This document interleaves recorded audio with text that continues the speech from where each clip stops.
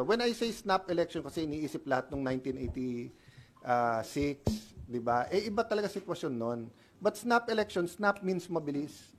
Di ba? Yung hindi scheduled, etc. So if the President and Vice President resign, magkakaroon yan ng acting.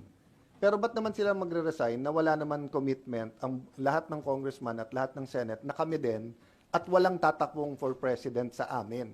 Di ba? Walang tatakbo ulit na senador ulit. So sabi nga nung iba sa comment sa Facebook, kayo-kayo din ang mananalo, bawal ka nga tumakbo eh. Doon nga ako nagtataka sa mga legal luminaries, for example, si Justice Carpio yung iba, wala daw sa konstitusyon yun.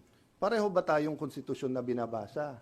Basahin nyo Article 10, Section 10 ng Article 7. Ang sabi doon, pag nag-design ng Presidente at Vice President, agad-agad magmi-meeting, I think within 3 days, ang Congress. And within 7 days, we have to pass a law na magkaroon ng eleksyon for not earlier than 45 days, not later than 60 days.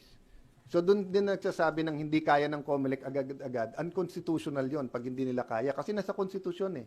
Not earlier than 45, not later than 60 days.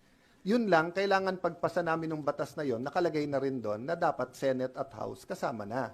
So ang question na lang, paano magkaroon ng national commitment to each other and to the nation na yung qualified tumakbo, hindi tumakbo.